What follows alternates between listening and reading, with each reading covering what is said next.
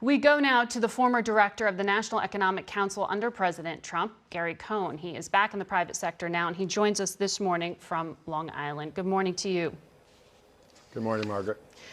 We have Congress negotiating the largest economic bailout package, relief package in history.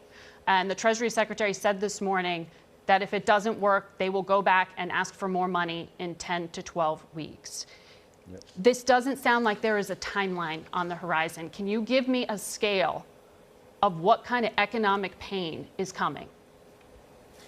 Margaret, as we've all been talking about, the economic pain is enormous. You think of all the workers that have been forced out of their jobs, and the economic activity that goes along with that. That is not going on and will not go on anytime in the near future. So what Congress is trying to do, and I applaud what they're trying to do, both on the large businesses and the small business, is they're trying to do an income replacement plan. Keep as many people employed and on companies' payrolls as you can, and allow them to keep living, allow them to buy their groceries, allow them to buy the drugs and medicine that they need to live their lifestyle, and simultaneously keep them on the books and records of companies. So when the economy does turn around, and it will turn around, people know where they work and they can go back to work immediately instead of going through the whole rehiring process. It would be a shame if we let people go, terminated them, put them on unemployment, and then had to try and rehire them once we started the economy. But despite that, there are expectations and estimates from banks like Bank of America that this week alone, 3 million people could file for unemployment, and that Goldman Sachs, your old firm, says that number is like 2.25 million. These are massive numbers. What about those people? How do you provide some kind of support? So what the bill in Congress is doing, and there's two parts to it. There's the Collins-Rubio piece for the businesses under 500 employees, and there's the larger piece for businesses over 500 employees. These are massive, and I mean massive stimulus packages that are designed to allow companies to borrow money, and the loans will be forgiven, to keep their employees on the payroll. The people that applied for unemployment last week and that were terminated last week, they were terminated prior to this legislation existing. Right. Hopefully, once this legislation gets passed, and hopefully it's today or tomorrow, and sooner is better, these people can go back on the books and records of their companies and they can get their payroll. They don't have to go on unemployment. What we're trying to do is keep everyone off unemployment, keep them on the books and records of their companies so they can return back to a normalized economy when it exists.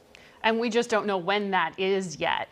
But part of what it seems like is unaddressed at this point is what happens to all those people who count as self-employed, who are contractors, people who can't necessarily say they're unemployed, but they don't have another paycheck coming. What about them?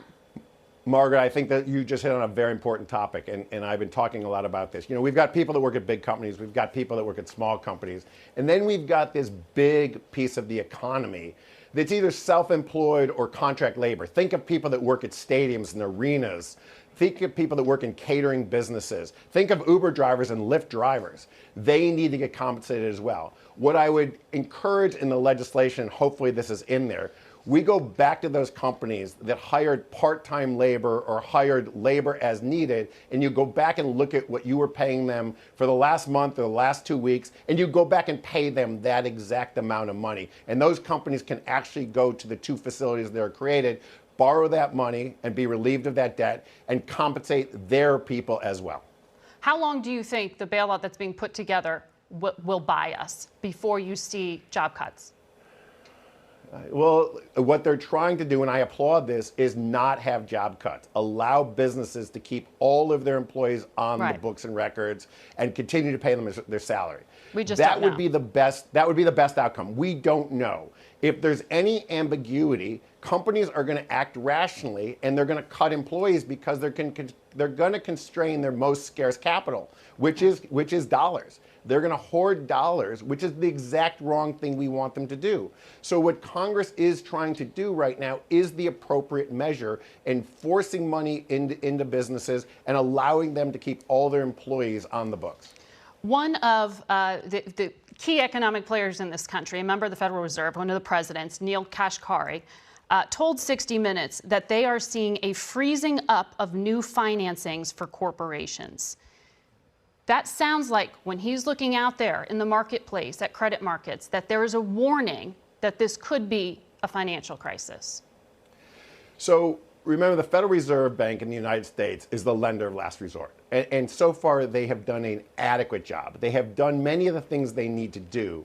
What the Fed needs to do now is they need to expand who can come to the Fed and borrow money and what securities they will take as collateral. So by expanding the collateral window into municipal bonds, bonds issued by states and local governments who are really feeling the crunch here, those are the people paying out some of the medical bills and some of the unemployment insurance, and allowing corporate bonds to be pledged at the window as good collateral, we would reopen the corporate borrowing and allow corporates to continue some normal source of economic activity. Or if we look, there is no or.